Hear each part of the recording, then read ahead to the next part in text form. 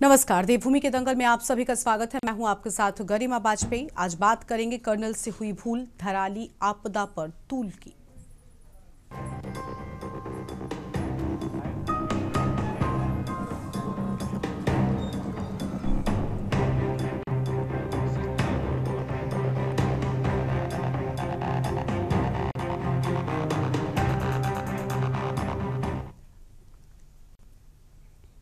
उत्तराखंड धराली में विगत अगस्त माह में भीषण आपदा आई, जिसमें काफी बड़े पैमाने पर जानमाल की हानि हुई। कई घर, होटल और दुकान तहस नहस हुए। सैकड़ों की संख्या में वहां पर जानें भी गईं, जिसके बाद राज्य सरकार के द्वारा वहां तुरंत ही आपदा राहत और बचाव कार्य किया गया।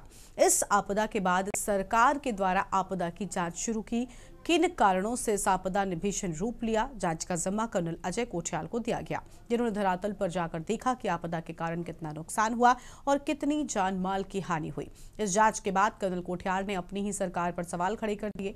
उन्होंने आपदा विभाग की बैठक में कही ऐसी बातें बोली जो सरकार को अब असहज कर रही हैं। पूरे मामले पर विपक्ष को भी आपदा जैसे मुद्दे पर सरकार को घेरने का मौका मिल गया। उत्तराखंड प्रदेश कांग्रेस का एक उच्च स्तरीय प्रतिनिधिमंडल आगामी 4 दिसंबर को आपदाग्रस्त धराली क्षेत्र का दौरा करने जा रहा है। कांग्रेस का कहना है कि उत्तराखंड सरकार में आपदा प्रबंधन से जुड़ी जिम्मेदारी संभाल रहे दायित्वधारी रिटायर्ड कर्नल अजय कोठियाल के हालिया बयान ने सरकार की कार्यशैली पर गंभीर सवाल खड़े कर दिए हैं। पार्टी के प्रदेश अध्यक्ष गणेश गोदियाल ने कहा कि कर्नल कोठियाल के बयान ने स्पष्ट किया है कि सरकार द्वारा पेश किए गए आंकड़े अधूरे और भ्रामक है। धराली में राहत और पुनर्वास कार्यों में बड़ी लापरवाही बरती गई है। इसलिए यह निर्णय लिया गया कि उत्तराखंड कांग्रेस का एक उच्च स्तरीय डेलीगेशन गुरुवार को उत्तरकाशी के धराली आपदाग्रस्त क्षेत्र का स्थलीय निरीक्षण करेगा। आज इसी मुद्दे पर करेंगे चर्चा। खास मेहमान हमारे साथ में होंगे, लेकिन उससे पहले ये रिपोर्ट देखिए।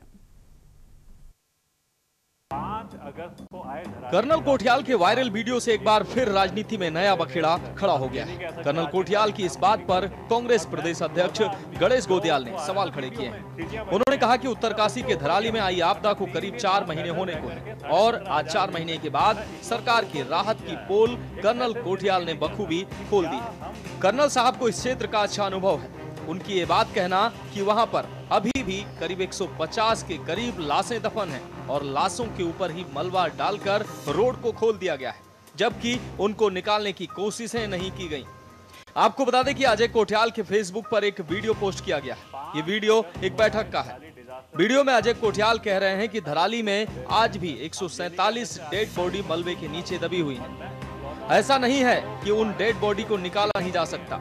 उत्तरकाशी जिले के धराली में हुई बदहाल हालत हमारी नकारात्मक सोच का उदाहरण है। 4 महीने के बाद भी वहां से हालात खराब है। देहरादून में यूसीओ एसटी द्वारा आयोजित डिजास्टर मैनेजमेंट पर चर्चा के दौरान कोठियाल ये बातें कह रहे हैं। इस वीडियो में अजय कोठियाल धराली आपदा पर अधिकारियों से बात कर रहे हैं। पहले आप भी सुनिए इस वायरल वीडियो को। 5 अगस्त को आए धराली डिजास्टर के बाद 147 लोग दबे हुए हैं अंदर। हम ये नहीं कह सकते आज की तारीख में हम नहीं निकाल सकते। और मैं इकलौता आदमी हूँ जो वो आ रहा है ना वीडियो में, सीटियां बज रही हैं, मैं उसके ऊपर गया हूँ और मैं 3 दिन वहां पैदल रह करके 17,500 फीट पे मैं इकलौता ऊपर से नीचे आया हूँ। एक मैसेज देने के लिए गया था मैं कि क्या हम खाली बस यही बात करें कि भाई ऐसा होना चाहिए, या हम आज जब वहां पे आ रखा है डिजास्टर तो हमारे को तो इतना बढ़िया मौका मिल रखा है रिसर्च एक्टिविटी कैरी आउट करने का। यूकॉस्ट के बच्चे वाडिया इंस्टीट्यूट के जो आज थ्योरी पढ़ रहे हैं उनको तो वहां पे कैंप लगाना चाहिए। प्योर सामने ग्राउंड है। आज हमें उन चीजों को करने की जरूरत है, नहीं तो 147 लोग हम ये नहीं कह सकते कि हम छोड़ देंगे उनको। कल तो हमें भी छोड़ना पड़ेगा चीजों को। हम खाली ये बोलें कि धराली दब गया है, इन लोगों ने यहाँ पे बनाया। हमारी जो जिम्मेवारियां थी, कैसे साइंटिस्ट ने, वैज्ञानिकों ने इसको ब्लेम गेम बना दिया। उत्तरकाशी के धराली में आई हुई आपदा को करीब 4 महीने होने को हैं और आज 4 महीने के बाद सरकार के वहाँ पर राहत कार्यों की पोल कर्नल कोठियाल साहब ने बहुत बखूबी से खोल दी है। कर्नल साहब को इस क्षेत्र का अच्छा अनुभव है। केदारनाथ आपदा के बाद जो राहत के कार्य हुए और जो वहाँ पुनर्निर्माण के कार्य हुए उन कामों का उन्हें बहुत ज्ञान है। उसके पहले भी फौज में रहते हुए ऐसे क्षेत्रों में उनका अनुभव बहुत गहन रहा है। उनका ये बात कहना कि वहाँ पर अभी भी संख्या उन्होंने बताई करीब 150 के करीब लाशें दफन है और लाशों के ऊपर ही मलबा डालकर रोड को खोल दिया गया, उनको निकालने की कोशिश नहीं हुई। ये जो आरोप है ये बिल्कुल अपराध ही नहीं, अमानवीय है और अपराध भी है। एक अमानवीय अपराध है, इसको स्वीकार नहीं किया जा सकता।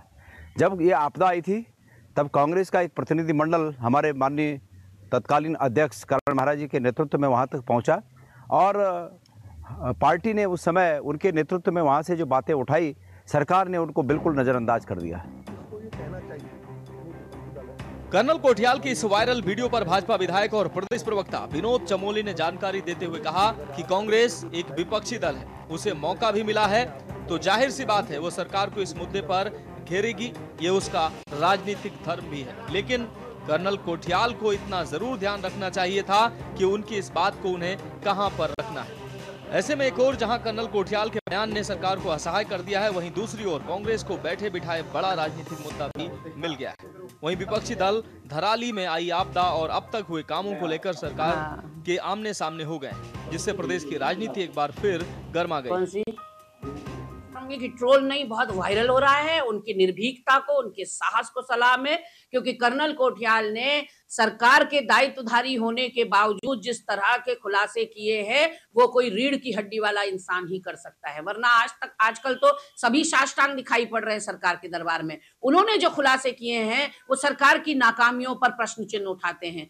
सरकार ने आंकड़ा दिया था धराली आपदा का कि 50 लोग हताहत हुए हैं, लेकिन इन्होंने कहा है कि 147 यानी कि 3 गुना लोग इन्होंने बताए हैं कि वहां अभी भी दबे हुए हैं। और जवानों को जिस तरह से निकालने में सरकार नाकाम रही है, जिस तरह से वहां पर पुनर्निर्माण के कार्य, पुनर्वास के काम या फिर आपदाग्रस्त क्षेत्रों में जिस तरह का रेस्क्यू ऑपरेशन चलना चाहिए था, उस पर जिस तरह के गंभीर सवाल कर्नल कोठियाल ने उठाए हैं वो अपने आप में चिंताजनक है। मैं तो पूछना चाहती हूँ सरकार से कि अपने आप को पारदर्शी और राजनीतिक शुचिता वाली पार्टी कहते हो, फिर क्यों उत्तराखंड की जनता को बहलावे में, भुलावे में और भ्रम में रखने की कोशिश की? कर्नल कोठियाल ने कोई सवाल नहीं उठाए हैं। कर्नल कोठियाल एक सैनिक है और सैनिक कभी भी झूठ नहीं बोलता है। ये सबसे बड़ी उनकी एक परंपरा है और उसके लिए हम उनका साधुवाद करते हैं। उन्होंने ज्यादा ऐसा कुछ नहीं कहा कि जिससे सरकार को जो है अपने साख खोनी पड़ रही हो। उन्होंने तो वो सत्यता बोली है कि जिसमें तुम झूठे आंकड़े पेश कर रहे हो कि हमने आपदा प्रबंधन पर ये कर दिया, वो कर दिया, और खाली फोटो और पेपर में जो आपने उसका पेपर का जो है अखबार का पन्ना भर दिया, उसके खिलाफ उन्होंने बोला है। उन्होंने ये बताया है कि इतने समय बीत गया है और जो इन आपदाओं में जो हताहत हुए हैं उनके आपने लाशें तक नहीं बरामद कर पाए, उनकी लाशें तक आप नहीं निकाल पाए हैं, तो आपका आपदा प्रबंधन क्या कर रहा है? इसको ये कहना चाहिए। प्रमुख विपक्षी दल है और हमारी ओर से अगर कोई बात जाएगी तो कांग्रेस निश्चित तौर पर उसको लपके भी है और उस पर बोलेगी भी। अगर राहत कार्य में कहीं कोई ढिलाई हुई है और कोई इस तरह के तथ्य सामने आते हैं तो कांग्रेस को बोलना ही चाहिए। विपक्षी दल होते के नाते अपनी जिम्मेदारी निभानी चाहिए और वो अपनी जिम्मेदारी निभा रहे हैं, उसको मैं गलत नहीं कह सकता। लेकिन मैं ये जरूर कहूंगा कि कर्नल कोठियाल जी की भी समझ में आ गया होगा कि बात कहाँ रखनी चाहिए। आपको बता दें कि दरअसल रिटायर्ड कर्नल अजय कोठियाल का ये बयान क्यों आया। दरअसल धराली आपदा के बाद उत्तराखंड के सीएम धामी ने पूरी गंगोत्री घाटी में पुनर्स्थापना की जिम्मेदारी रिटायर्ड कर्नल अजय कोठियाल को सौंपी है। धराली में आई भीषण प्राकृतिक आपदा के बाद जहां एक तरफ पूरी हरसिल घाटी और गंगोत्री तक जनजीवन पूरी तरह से पटरी से उतर चुका था, पूरी घाटी में जनजीवन को वापस पटरी पर लाने के लिए मुख्यमंत्री पुष्कर सिंह धामी ने पुनर्स्थापना की बड़ी जिम्मेदारी भाजपा नेता कर्नल अजय कोठियाल को दी। ये जिम्मेदारी मिलने पर रिटायर्ड कर्नल अजय कोठियाल ने तब कहा था कि इस तरह की भीषण आपदा के बाद हमें एक नई शुरुआत करने के लिए सबसे पहले अपनी प्राथमिकताएं सुनिश्चित करनी होती। अभी पहली प्राथमिकता धराली में आई आपदा की चपेट में आए लोगों की खोजबीन है। 4 महीने बाद भी वही खोजबीन नहीं होने पर उनके सब्र का बांध टूट पड़ा। कुल मिलाकर रिटायर्ड कर्नल अजय कोठियाल के बयान पर प्रदेश में राजनीति जरूर गर्मा गई। विपक्ष को मुद्दा मिल गया है और धामी सरकार को एक और नई tension. Uttarakhand desk report.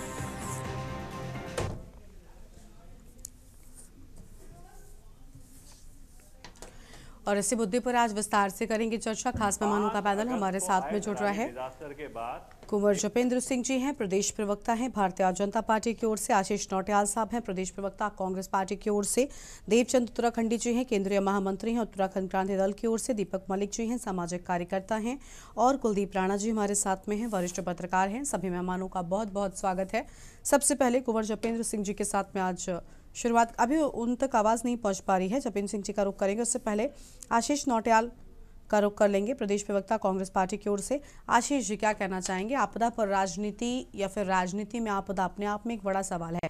Colonel Kothiyal के इस बयान ने बहुत सारे सवाल खड़े कर दिए हैं। कांग्रेस पार्टी लगातार इस सवाल उठा रही थी। इसके पहले भी लापरवाही के, रेस्क्यू में लापरवाही की बातें कही जा रही थी। आज इस बयान के बाद उन बातों को थोड़ा बल जरूर मिलता हुआ दिखाई दे रहा है।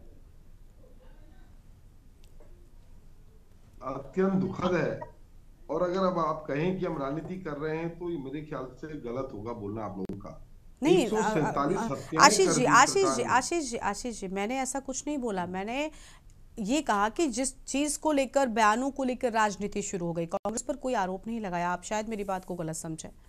बिल्कुल नहीं, हमें माना भी जाता है, राजनीति करते हैं हर चैनल में। हमें हमारे जितने प्रवक्ता आते हैं सब बोलते हैं, बीजेपी वाले तो हमेशा बोलते हैं तुम राजनीति कर रहे हो। अगर आज 147 हत्या भारतीय जनता पार्टी द्वारा कर दी गई और तब भी हम कुछ ना बोले तो बताएं, अगर इसे राजनीति बोलते हैं तो राजनीति सही है। हमें बोलना होगा, गरिमा जी आप हत्याएं कर रहे हैं, जबरदस्ती लोगों को दबाने का काम कर रहे हैं। आप बताएं, उस समय जैसी ये घटना हुई, पत्रकार लोग भी जाना चाहते थे और हमारे प्रदेश के नेतृत्व भी वहां गया था। सबको रोका जा रहा था।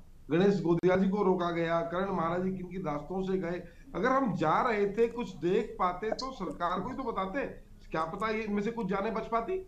पर आपने इन लोगों को मानने का काम किया है। जब भी कोई आपदाएं आती हैं, सरकार उसमें अवसर ढूंढने का काम करती है कि उसके नाम पर किस तरह से केंद्र से पैसा इकट्ठा किया जाए, पर उन जानों की परवाह नहीं करती। किस प्रकार से लोग रो रहे थे, बिलख रहे थे, इन्हें शर्म आनी चाहिए भाई। आपदा के ऐसे समय में हमने इस बात को कभी नहीं कहा कि आपदा सरकार लाई। आपदा एक ऐसी घटना है जो खुद ही होती है, लेकिन आपदा से निपटना तो हमारा काम है ना। हम लोग इसलिए जनप्रतिनिधि बने हैं। शासन प्रशासन क्यों होता है? इसलिए तो होता है। अगर कहीं कोई समस्याएं आती हैं, हम सबको मिलकर एक साथ खड़ा होना चाहिए और काम करना चाहिए, ना कि अपनी वाहवाही लूटने के लिए आप विपक्ष को दूर रखें, आप पत्रकारों को दूर रखें, वहां ना जाने दें, कैमरे ना जाने दें। तो ये सरकार की नाकामी है। सरकार अच्छा कर रही होती तो निश्चित हमें भी अच्छा लगता और हम भी वाह करते, लेकिन जब हत्याएं हो रही हैं तो हम कैसे बोलते सरकार सही काम कर रही है। और उसके बाद भी कह रहे हैं चमोली जी कि उन्हें सही मंच पर इस बात को रखना चाहिए था। मतलब आपने हत्याएं कर दिया, बताए ना हमें, जनता को पता ना लगे। कर्नल कोठियाल ठीक है, पहले आम आदमी पार्टी में भी रहे हैं, नहीं हो सकता उनका जमीर जाग गया या बोलते समय वो इतने भावुक हो गए इतनी मौतों को देखकर कि उन्हें बोलना पड़ गया। उन्होंने बोला इस बात को, उन्होंने इस बात की चिंता नहीं करी कि मैं सरकार में हूं और सरकार मुझे क्या बोलेगी, मुझे क्या फटकार लगेगी। उन्होंने बोला, और अच्छी बात है जब मौतें होती हैं, जब इस प्रकार घटनाएं होती हैं तो उस बात को हमें पार्टी और हर जगह से उठकर हमें आगे बोलना भी चाहिए, रखना भी चाहिए। और भविष्य के लिए एक सीख होती है, इस बात से सीखना चाहिए कि भैया जब इस प्रकार की घटनाएं हो रही तो आंकड़ों को मत छुपाओ, जनता के हित में काम करो, जो सरकार कर नहीं रही। चलिए ठीक है, लौटेंगे आपके पास में। हमारे साथ में देवचंद उत्तराखंडी जी हैं, केंद्रीय महामंत्री हैं उत्तराखंड क्रांति दल की ओर से। बहुत स्वागत सर आपका। देवचंद जी क्या कहना चाहेंगे? धराली त्रासदी को लेकर एक बार फिर से चर्चा शुरू हो गई है, क्योंकि खुद सरकार के ही एक नुमाइंदे की ओर से बड़े सवाल उठाए गए और जो बातें कर्नल कोठियाल ने कही, आज कांग्रेस पार्टी भी उनकी तारीफ कर रही है। गरिमा जी, सबसे पहले तो जब भी कभी आपदाएं होते हैं तो मन बड़ा दुखित हो जाता है, और वो ऐसी स्थिति में जब कोई वहां पर सहायता के लिए जाता है और उनको रोक दिया जाता है तो उससे भी बड़ी और दुखद होता है। और अब मैं आपको एक चीज बता दूं कि सबसे पहले जब इन आपदाओं के बाद तुरंत जब डिबेट हुए थे बहुत सारे चैनलों पे, तो हमने सरकार के प्रवक्ताओं से पूछा था कि क्या आप बता सकते हैं कि अनुमानित कितने लोगों को अभी हादसात होंगे। और जो आपने बोला कि हमने इतने लोगों का रेस्क्यू कर दिया, वो तो मुझे लगता है पहले ही सड़क में थे और वो आ रहे थे, उनको भी आपने आंकड़ों में जोड़ दिया।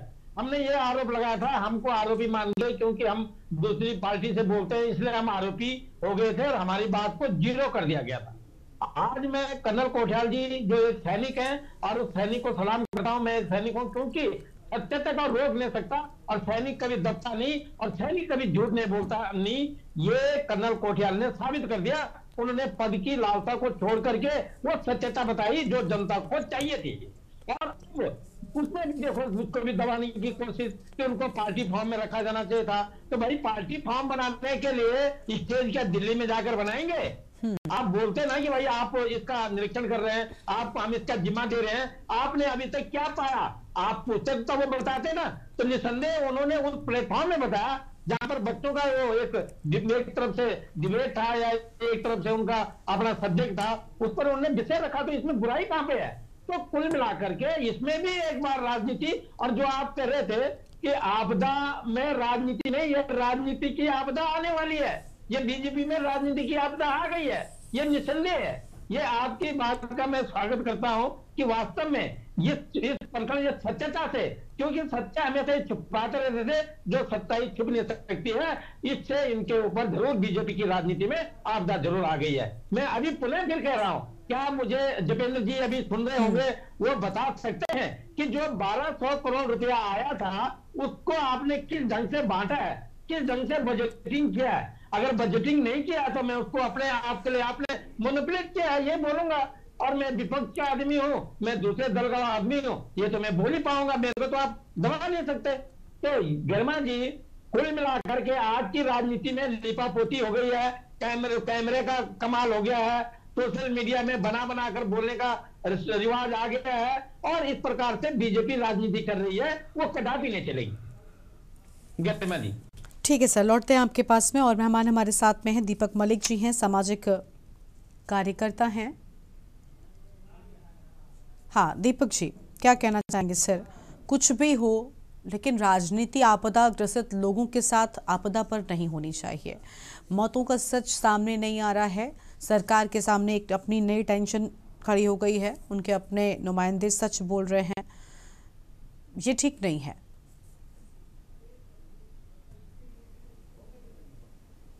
अनम्यूट कीजिए सर, दीपक जी आप अनम्यूट कीजिए प्लीज। जी, ये जो धराली में आपदा आई अगस्त में, ये एक बहुत ही स्तब्ध करने वाली घटना थी। हम लोग इतने दावे करते हैं कि हम लोग साइंस में, टेक्नोलॉजी में, विल पावर में इतने ज्यादा स्ट्रांग हो चुके हैं, लेकिन मेरे विचार से तो जीरो है।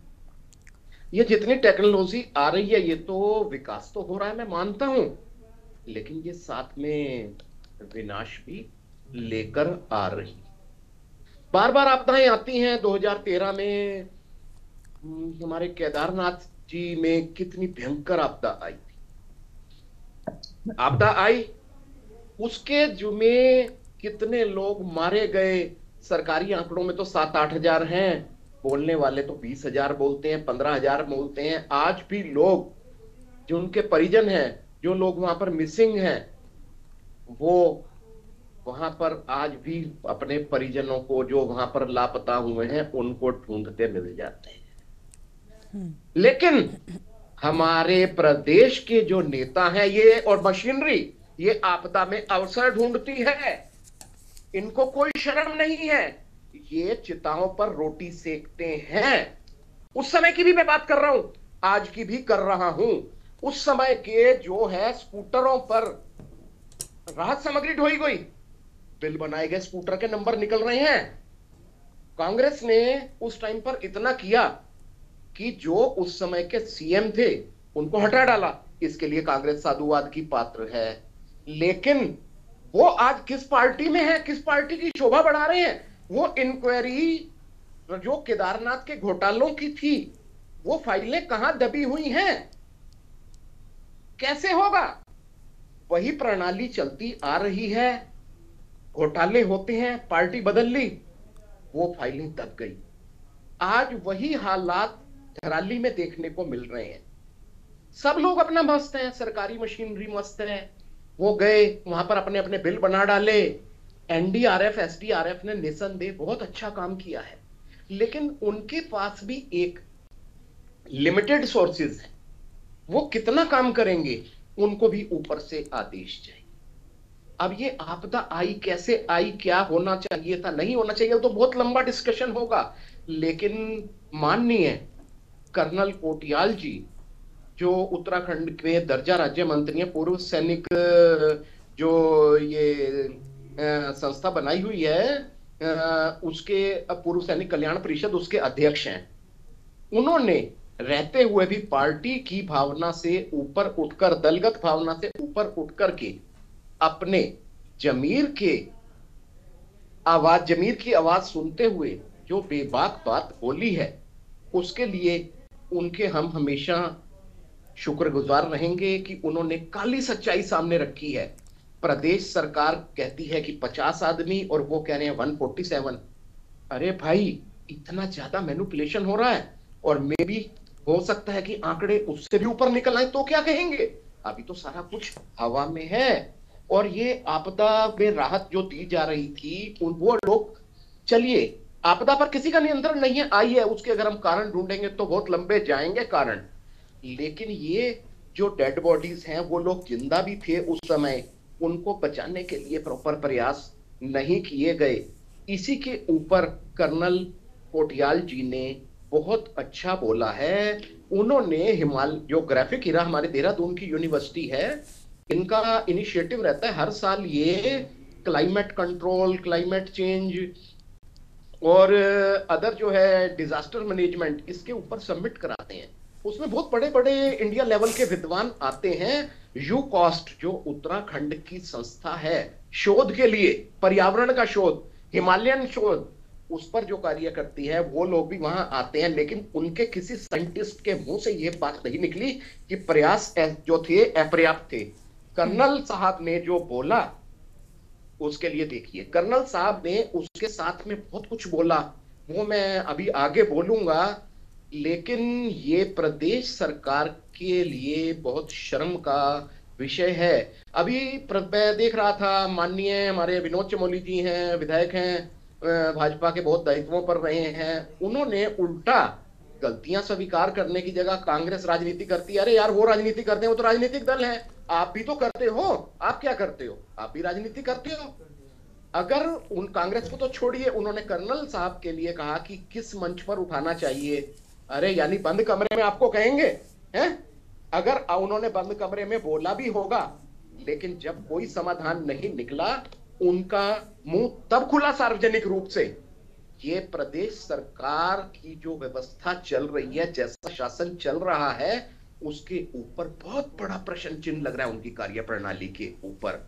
अगर सरकार आज भी, अगर उन लोगों के लिए, खैर वहां जिंदा बचने का तो किसी का काम नहीं है जो मृत लोग वहां पर हैं, लेकिन उनकी आत्माओं की शांति के लिए उनके शव तो बरामद करवा सकती है, प्रयास कर सकती है। शायद अब शर्म आ जाए और सरकार दोबारा से प्रयास करे। और कर्नल कोटियाल जी जो हैं, इन्होंने 2013 में जब आपदा आई, इन्होंने केदारनाथ में जितना सहयोग किया, इन्हीं की प्लानिंग से और इन्हीं की योजनाओं से, सभी उस समय सरकार ने जो आपदा में हेल्प के काम थे, पुनर्निर्माण था, वो सब कराया। आज केदारनाथ फिर खड़ा है, लेकिन यहां पर तो शायद कोई सुनता ही नहीं है। इसलिए वो कर्नल साहब इतने ज्यादा, मतलब जिसे बोले कि निराश हुए कि उन्हें सार्वजनिक मंच के ऊपर ये बात रखनी पड़ गई। जी ठीक है सर, लौटते हैं आपके पास में। हमारे साथ में बीजेपी के प्रवक्ता जपेंद्र सिंह जी जुड़ चुके हैं, प्रदेश प्रवक्ता हैं भारतीय जनता पार्टी के। बहुत स्वागत जपेंद्र जी आपका। जपेंद्र जी, धराली में जो मौतें हुई उनका सच अब सामने आ रहा है। कर्नल कोटियाल खुद, अगर सिर्फ नंबर डिफरेंस की ही हम बात करें, जो आंकड़ा उन्होंने बताया और जो सरकार का है उसमें बहुत अंतर है, और सरकार के लिए सिरदर्द बनते हुए नजर आ रहे हैं। विपक्षों का कहना है कि हम जो कह रहे थे वो सच कह रहे थे, सरकार ने ध्यान नहीं दिया, अब सच सामने आ रहा है। क्या कहेंगे सर इस सफाई पर? गरिमा जी, कर्नल कोटियाल के वक्तव्य को लेकर ये जो एक नई तरह की राजनीति शुरू हुई है, इसकी हमें नहीं लगता कोई आवश्यकता है, क्योंकि माननीय मुख्यमंत्री जी ने खुद कर्नल कोटियाल को धराली की आपदा की रैकी के लिए और उसके एक रिपोर्ट बनाने के लिए सरकार ने ही तो उन्हें भेजा था, और वो उस काम के विशेषज्ञ हैं और उन्होंने पहले भी काम किया है। लेकिन उन्होंने एक आशंका व्यक्त करी, उस आशंका के तहत उन्होंने एक नंबर के ऊपर बात करी कि इतने नंबर तक ये हो सकते हैं। अब आज से पहले तो कर्नल कोटियाल ने ऐसा वक्तव्य नहीं दिया। जब वो गए, उन्होंने देखा तो उन्होंने एक आशंका व्यक्त करी, और लोकतंत्र में आशंका व्यक्त करना और सरकार के लिए काम करना, सरकार द्वारा भेजा जाना, ये सारी चीजें ऐसी हैं कि अगर सरकार संजीदगी से काम कर रही है, माननीय मुख्यमंत्री संजीदगी से काम कर रहे हैं, तभी तो कर्नल कोठियाल जी को वो टास्क दिया गया और उन्हें वहां भेजा गया। अब ठीक है कि उन्होंने वो एक सीधे लहजे में एक चीज आज कह दी, लेकिन क्या सरकारी आंकड़ों के ऊपर आज से पहले कभी कोई किसी ने सवाल उठाया? किसी ने नहीं उठाया। जो वहां हुआ हम सबने देखा। जितना रेस्क्यू उस समय त्वरित हो सकता था वो किया गया, उसके बाद जो चीजें हो सकती थी वो की गई। अब उनका एक कैजुअलिटीज को लेकर एक आशंका व्यक्त करना, तो ये तो सिर्फ राजनीति का विषय विपक्ष के लिए हो सकता है, लेकिन जो टेक्निकल चीजें उन्होंने कही, जो ग्राफिक ईरा के साइंटिस्टों के लिए कही, बाकी चीजों के लिए कही, तो निश्चित तौर पर अगर सरकार ये चाहती थी कि ये सब चीजें निकल के आए, इन चीजों के ऊपर संज्ञान लिया जाए, इन चीजों को लेकर भविष्य की योजनाएं बनाई जाए, तभी तो कर्नल कोठियाल को भेजा गया। और अगर सरकार और माननीय मुख्यमंत्री इतने निष्ठावान और इन सब चीजों को लेकर उनकी संवेदना ना होती, तो क्यों कर्नल कोठियाल की वहां ड्यूटी लगाई जाती? क्या इसीलिए लगाई गई ना कि वो कुछ अच्छी रिपोर्ट लेके आएंगे, बताएंगे। लेकिन एक आशंका उन्होंने कैजुअलिटी के ऊपर व्यक्त कर दी और उसे जो है विपक्ष मुद्दा बनाने लग गया, हमारे साथी उसे मुद्दा बनाने लग गए, उसमें सरकार को घेरने लग गए। भाई, सरकार ने ही तो उन्हें ये टास्क देके भेजा है, मुख्यमंत्री जी ने उन्हें ये टास्क देके भेजा है, उसमें रिपोर्ट तैयार हो रही है, भविष्य की योजनाओं के ऊपर काम हो रहा है। बरसों से पर्वतीय जनपदों में और इन आपदाग्रस्त क्षेत्रों में लोग बसते आए हैं और उनकी बसावट, उनके तौर तरीके, उनकी सुरक्षा, उनकी भविष्य की रणनीतियों को लेकर उत्तराखंड की भारतीय जनता पार्टी की सरकार संजीदा है और उस पर इंटरनल काफी काम हो भी चुका है। और उसी प्रक्रिया के तहत कर्नल कोठियाल जी को एक टास्क दिया गया, वो उस टास्क के लिए गए और उन्होंने अपनी जो है रिपोर्ट सरकार को, वो अपनी रिपोर्ट पेश करेंगे। अभी तो वो पूरी तरह से तथ्यों के आधार पर रिपोर्ट भी पेश नहीं हुई है। एक उनकी एक प्रेस कॉन्फ्रेंस को लेकर, यहाँ एक चर्चा को लेकर उसकी रिकॉर्डिंग बना के उसे तूल दे के ये सब चीजें करना, तो ये शोभा नहीं देता। पूरी तरह से संजीदगी के साथ काम हो रहा है और भविष्य की योजनाओं के अनुरूप सुरक्षा की दृष्टि से, उत्तराखंड वासियों के जान माल की सुरक्षा की दृष्टि से आपदाग्रस्त क्षेत्रों में उसी तरह की योजनाएं बन रही हैं और भविष्य में उनके रिजल्ट्स बहुत बेहतर सामने आएंगे और ये आप और हम सब बैठकर उस पर चर्चा करा करेंगे हमेशा। जी जतिन जी, लौटेंगे आपके पास में और बाकी मेहमानों को भी जोड़ेंगे, उनके साथ चर्चा को हम आगे बढ़ाएंगे। उससे पहले एक छोटे से ब्रेक के लिए आप रुक रहे, फौरन हाजिर होंगे।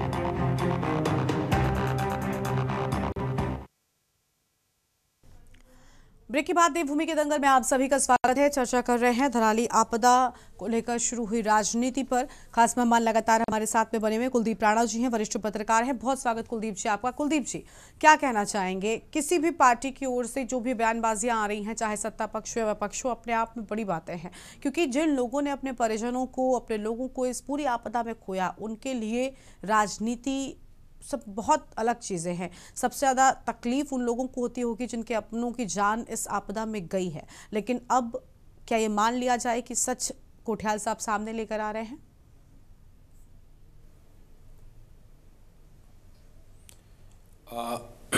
देखिए गरिमा जी, आपको ध्यान होगा कि इसी वर्ष अगस्त माह में जब धराली आपदा आई थी और उसके बाद हम उस पर लगातार चर्चा कर रहे थे, तो उस दौरान मैंने कुछ फोटोग्राफ्स दिखा करके भी यह सवाल पूछा था कि हम सिर्फ राहत कार्य चला रहे हैं या बचाव कार्य भी चल रहा है।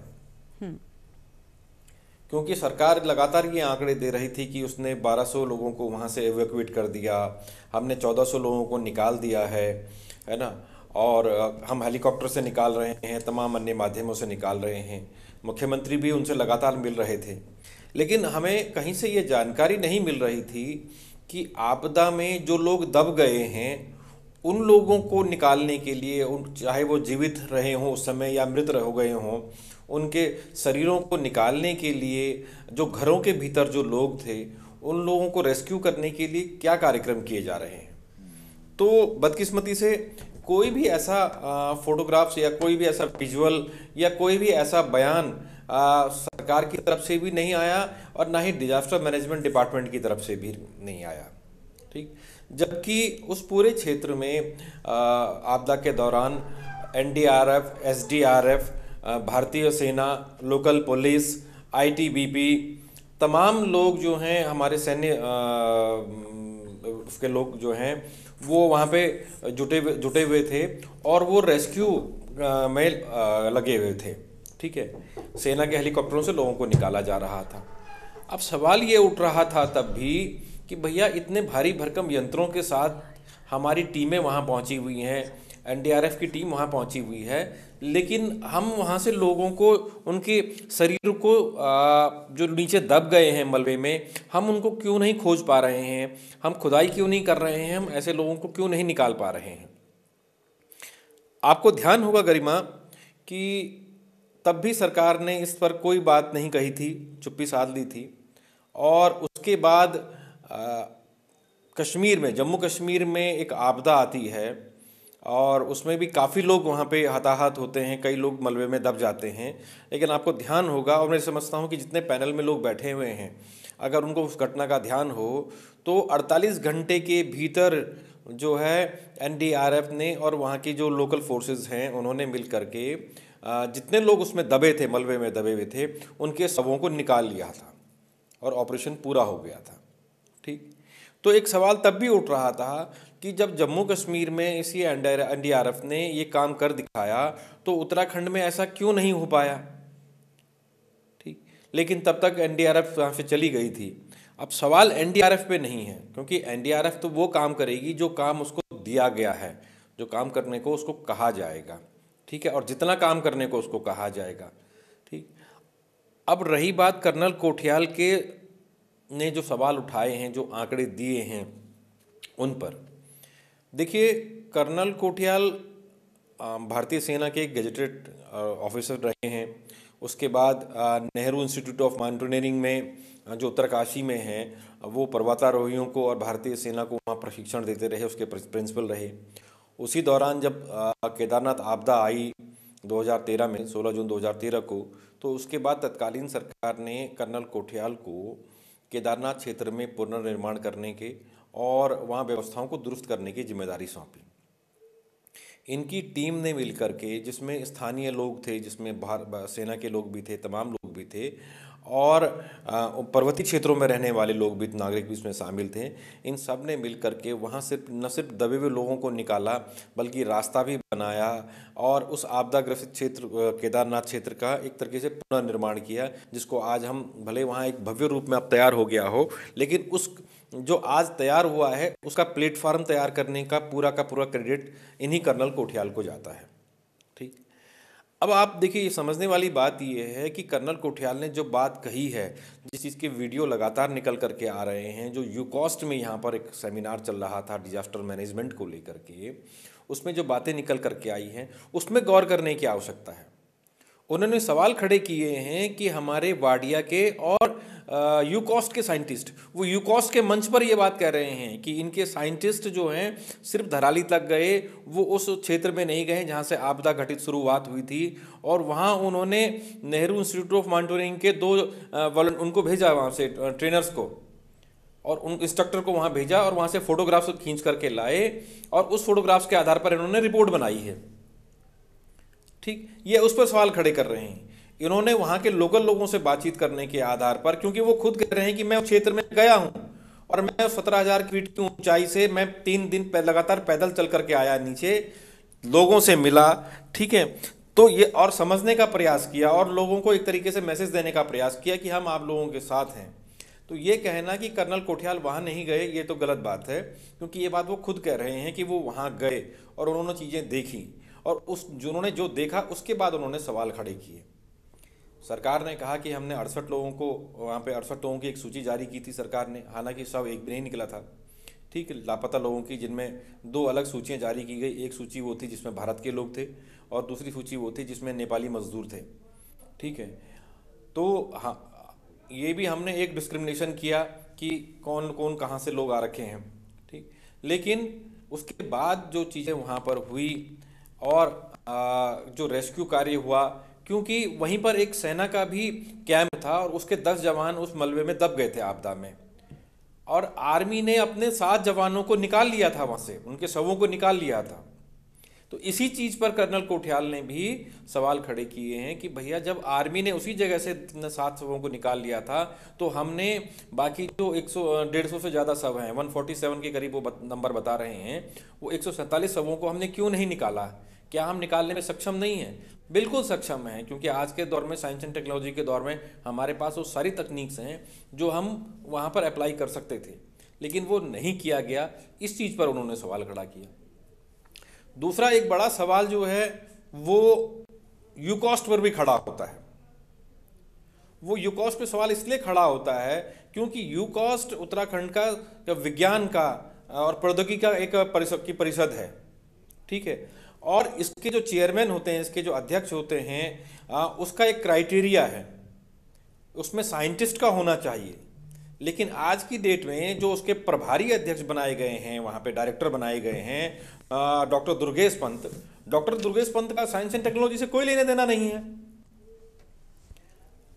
वरना सरकार बताए इन्होंने कितनी रिसर्च की है, और वो पिछले 4 साल से लगातार वहाँ प्रभारी डायरेक्टर बने हुए हैं, महानिदेशक बने हुए हैं।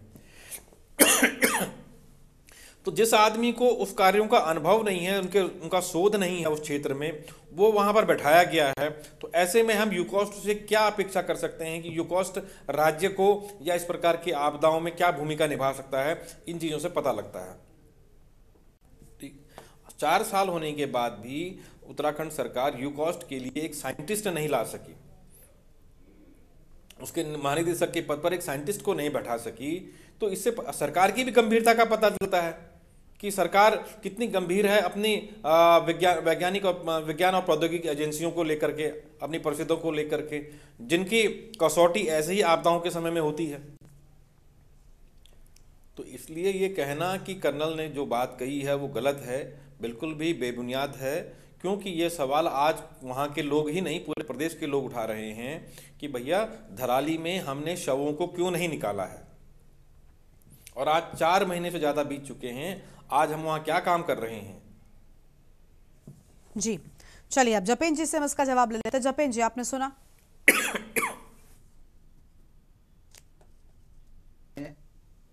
कुछ बातों का जवाब अपने सवालों के साथ ही दीजिए। जैसा कि हमने पहले कहा, अगर यूकॉस्ट के काम में कहीं कोई खामी की खबर थी या एजेंसियों ने पूरी तन्मयता से वहां काम करा और उसमें कुछ चीजें पेंडिंग रह गई, जैसे अभी वहां सैनिकों का जिक्र आया कि 10 सैनिकों में से 7 बॉडीज को लोकेट कर लिया गया, उसमें से 3 बॉडीज लोकेट नहीं हो पाई। सरकार ने भी आंकड़े दिए कि ह्यूमन बॉडीज का कुछ मिसिंग है और उन्हें नहीं निकाला जा सका। तो माननीय मुख्यमंत्री जी ने कुछ सोच के ही निर्णय लिया होगा, और जिस दिन कर्नल अजय कोठियाल जी को ये टास्क दिया, इस टास्क के साथ उन्हें बताया गया कि आपको इस काम के लिए ये जिम्मेवारी आपको दी जा रही है, सोशल मीडिया में उन्होंने भी डाला, बड़ी बड़ी खबरें भी छपी, तो क्या यहाँ ये तस्वीर साफ नहीं होती कि प्रदेश की भारतीय जनता पार्टी की सरकार और युवा मुख्यमंत्री, जो मुद्दा शायद अभी उन्हें उस पर नहीं बोलना चाहिए था लेकिन वो बोले, उन्होंने उसके लिए कर्नल का चुनाव करा, कर्नल अजय कोठियाल को टास्क दिया। जहां तक साइंटिस्ट नहीं गए थे, ये सूचनाएं तो थी ना, तो वहां वो तक मैटर नहीं है। अजय कोठियाल की तारीफ ही हो रही है, आप उस पर क्यों चिंता कर रहे हैं? कर्नल अजय कोठियाल को लेकर कौन गलत बोल रहा है? चर्चा तो आप लोगों के, बीजेपी की सरकार के। जवाब आप संतुष्ट ना हो अलग बात है, लेकिन जवाब तो सुनिए ना। कर्नल कोठियाल उस अंतिम छोर तक गए जहां से ये शुरुआत की रिपोर्ट बननी थी, जहां पहले कोई नहीं गया, और कर्नल कोठियाल का चुनाव ही इसी काम के लिए हुआ था। अब आने के बाद सारी चीजें हो गई, रिपोर्ट बन गई, एक कैजुअलिटीज को लेकर कर्नल कोठियाल ने उस पर मोहर नहीं लगा दी। आप दोबारा पूछ लीजिए कर्नल कोठियाल को, क्या जी नहीं, अब कर्नल कोठियाल ने, उन्होंने एक आशंका व्यक्त करी कि इसमें जो मिसिंग आंकड़ा है ये ज्यादा हो सकता है, मानते हैं, हम भी मानते हैं, लेकिन उन सब चीजों को लेकर ये फिर इस पर राजनीति क्यों? राजनीति तो तब होती है राजनीति नहीं होती, ये राजनीति नहीं होती सर। देखिए ये राजनीति नहीं होती है, बिल्कुल नहीं। ये कहना कि आप इस पर राजनीति ना करें, ये राजनीति है असल में। अगर सच सामने लाया जा रहा है तो आप उसे राजनीति कह देंगे, ऐसे कैसे हो सकता है? और आंकड़ों का डिफरेंस 5 की जगह कोई 6 बोल दे, 7 बोल दे, हो सकता है, लेकिन 5 को कोई 50 बोल दे, ये हवा में तीर नहीं मारा जा रहा है। भारतीय लोकतंत्र में आशंका व्यक्त करने का अधिकार आपको मैंने बिल्कुल बिल्कुल, लेकिन आशंका व्यक्त करने का भी मैंने कहा ना, 5 को 6 बोल सकते हैं, 10 बोल सकते हैं, लेकिन 50 नहीं बोल सकते। और या तो फिर आप अपने ही शख्स पर विश्वास नहीं कर रहे जिसका चुनाव आपने किया था एक जांच के लिए। गरिमा जी, अब आपके पास जवाब नहीं है सरकार के पास। गरिमा जी, आंकड़ों के ऊपर कोई भी फिगर कोई भी कह सकता है, तो उन्होंने एक आशंका व्यक्त करी और उन्हें इस काम के लिए सरकार द्वारा भेजा गया। अब उस आशंका के ऊपर जो रिपोर्ट में ये सारी चीजें तथ्य आ रहे हैं, तथ्य आएंगे और जो काम वहां बेहतर हो सकता है। और ये सिर्फ एक धराली का ही मामला नहीं है, भविष्य में अन्य जगह भी इस तरह की घटनाओं को रोकथाम के लिए, उसकी वहां पे पूरी तरह मॉनिटरिंग के लिए, उसकी व्यवस्था के लिए ये तो एक पहला कदम है सरकार का। इस कदम की प्रशंसा होनी चाहिए और हम लोग यहाँ बैठे इसकी उस पर राजनीति कर रहे हैं। ठीक है, ठीक है, चलिए। देवचंद उत्तराखंडी जी कुछ कहना चाह रहे थे। देवचंद जी, ऐसा लगता है कि कर्नल कोठियाल का यह बयान गले की हड्डी हो गया है सत्ता पक्ष के लिए। गरिमा जी, सबसे पहले तो मैं अपने सम्मानीय दोस्त जो प्रवक्ता बीजेपी के जो जपेंद्र जी को ये चीज याद दिला दूं कि जब जब नए नए उन्होंने कोठियाल जी को ये जो प्रभार दिया था, राज्य का दायित्व दिया था राज्य मंत्री के तौर पर, हाँ। उस टाइम इन्होंने ये बात कही थी। उस दिन वहां पर एक कर्नल जी होते हैं, अभी वो स्वाभिमान मोर्चा में है, उन्होंने कुछ कहा था इनसे कि आप सैनिकों का सम्मान की बात करते हैं, आपने पद तो दे दिया लेकिन उनको ऑफिस और कुर्सी तक नहीं दी है। तो उस दिन जपेंद्र जी बहुत गर्म हो गए थे और वो कुछ भी कोठियाल जी के लिए भी उल्टा पुल्टा बोल रहे थे और वो जो कर्नल साहब थे उनके लिए भी बहुत कुछ कहने लग गए थे। तो मैंने उनको बीच में ये बोला कि रहने दो। अरे आप याद करो, रुको, मैं सब्जेक्ट में आ रहा हूँ, मैं विषय पे आ रहा हूँ, मर्यादा में रहकर बात करते हैं। चलिए एक एक करके, ठीक है। हाँ देवचंद जी, ठीक है, आप भी बोलिए। आप जतेंद्र जी को पूछ लीजिए कि आज पहले चमोली जी से मिलिए और चमोली जी से ये पूछिए कि वो क्यों कोठियाल जी को ये कह रहे हैं कि नहीं गलत बोला उन्होंने, जहां बोलना था, और अभी जतेंद्र जी इसको बड़ा मक्खन लगा रहे हैं। तो मेरा कहने का मतलब ये है, मैंने तभी तो कहा कि गले की हड्डी है, समझ नहीं पा रहे उसका करना क्या है। तो कहने का मतलब यह है, ये अपने तथ्य के ही चर्चा नहीं है अपने बीजेपी के लोग। इसलिए मेरा कहना यह है कि इनका जो डाटा अभी भी जो आ गया है सामने, इसको छुपाने की जतेंद्र जी आप कोशिश मत करो, चमोली जी से बात करो, उसको वापस लो और बच्चे में जारी करें कि ये अभी जो है क्या अपना उनका अनुमान है और ये हो सकता है 147 के बजाय 200 तक भी जा सकता है। तो इस पर चर्चा करें। चलिए ठीक है, लौटते हैं आपके पास में। कांग्रेस पार्टी के प्रवक्ता आशीष नौटियाल साहब का एक बार फिर से रुख कर लेंगे। नौटियाल जी, क्या कहना चाहेंगे सर आप? देखिए, अत्यंत दुखद है गरिमा जी, इस समय जब आपकी ही पार्टी के एक नेता अगर इस बात को कह रहे हैं तो मुझे लगता है कि इसे एक्सेप्ट भी कर लेना चाहिए, चाहे कोई भी नेता हो, चाहे कोई भी हो। देखिए, अब तो खुलासा सामने हो ही गया है, तो फिर इसमें पर्दा डालने की जरूरत क्या है कि जब भी कभी देश के ऊपर आपदा आई हो या राज्य के ऊपर आपदा आई हो तो भारतीय जनता पार्टी ने उसे छुपाने का काम किया, ना कि उसे निपटने का काम किया। हमेशा उनका काम यही है, किस तरह पर्दा डाला जाए, आपदा को ढका जाए। फिर प्रधानमंत्री मोदी जी आते हैं, उनके सामने ऐसे ऐसे लोगों को लाया जाता है जो सिर्फ सरकार की तारीफ करते हैं, बहुत अच्छा हो रहा है, बहुत कुछ मिल रहा है, सब कुछ अच्छा ही अच्छा हो रहा है। तो इस तरह झूठी वाहवाही ठीक है, कुछ क्षणों तक तो चल सकती है, लेकिन लंबे समय पे मुझे नहीं लगता है झूठी वाहवाही से कुछ होगा। लेकिन लोगों की हत्याएं की जा रही हैं, ये दुर्भाग्यपूर्ण है, ये गलती नहीं है, मिसिंग नहीं है, ये हत्या है जो सरकार के द्वारा की जा रही है।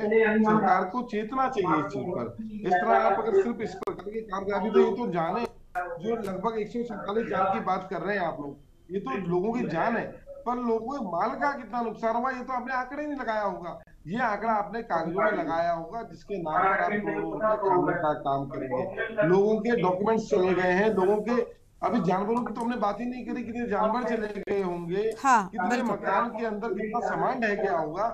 दुनिया भर का सरकार जो है फेल है, वो कहीं पर कोई आंकड़ा बताना ही नहीं चाहती, निकालना नहीं चाहती। और जिस प्रकार चमोली जी ने बोला है कि इनको सही मंच पे बोलना चाहिए। ये तो पुलवामा हमला वाली बात हो गई, वहां पे जिस प्रकार से आरडीएक्स कहां से आया और आपने मरवा दिया लोगों और कह रहे बोलना नहीं चाहिए था वहां के राज्यपाल को, तो ये बड़ी गलत बात है, शर्मनाक है। चलिए सर, कहीं गलत बात है, आप कहीं और मत जाइए, बिना किसी उस पर कोई बात मत कीजिए। चलिए ठीक है, लौटते हैं आपके पास में।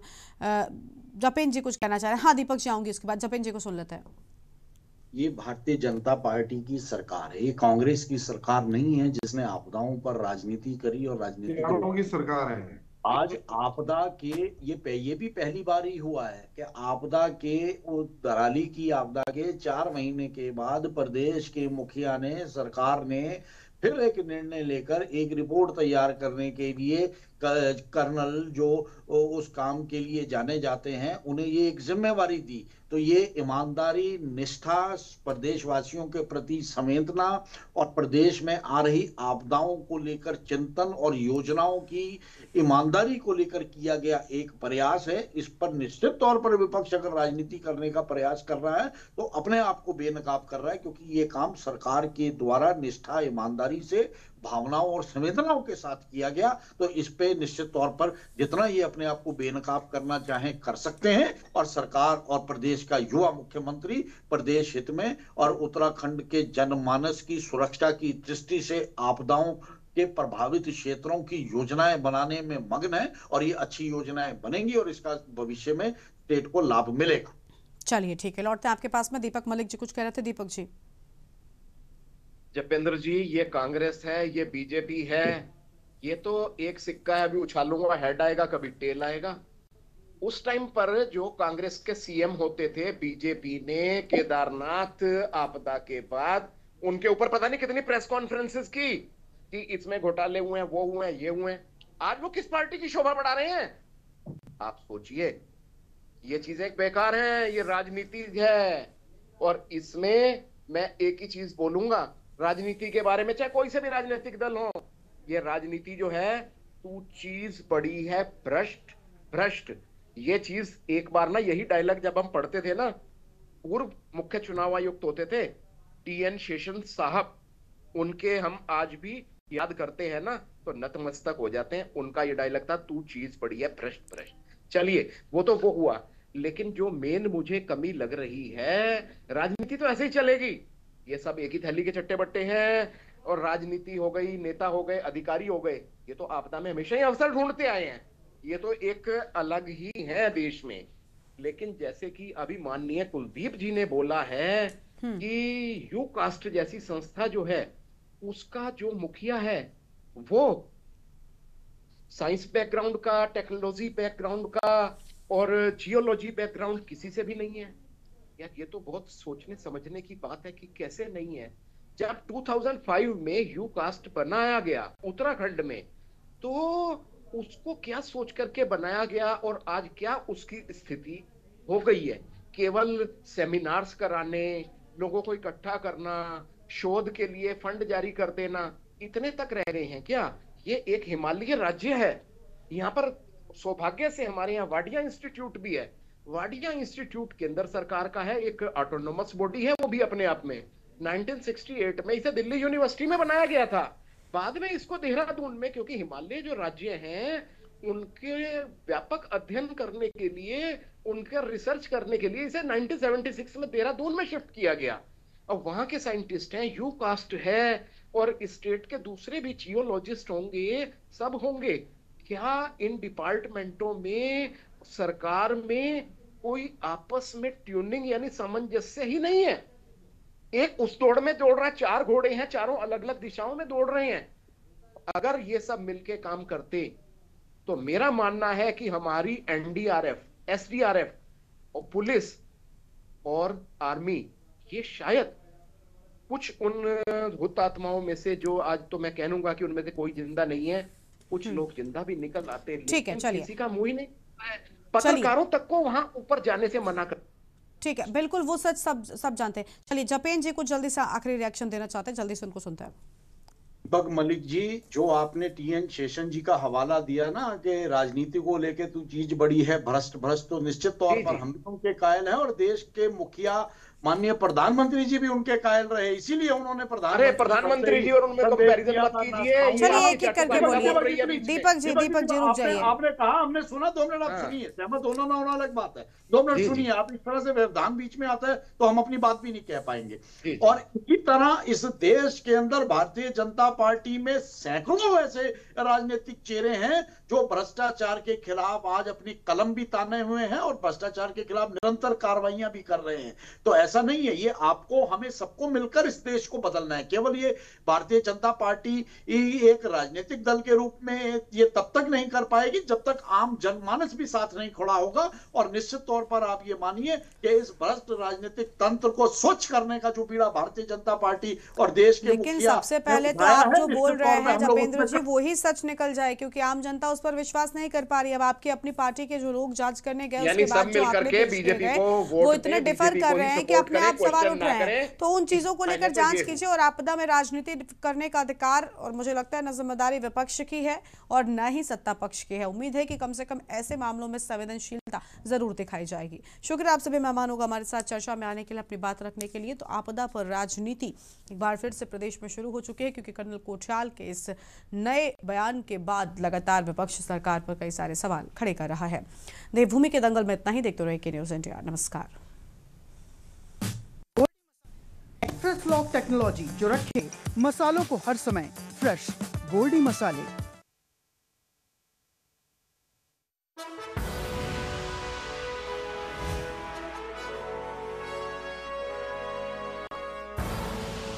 आप देख रहे हैं के न्यूज़।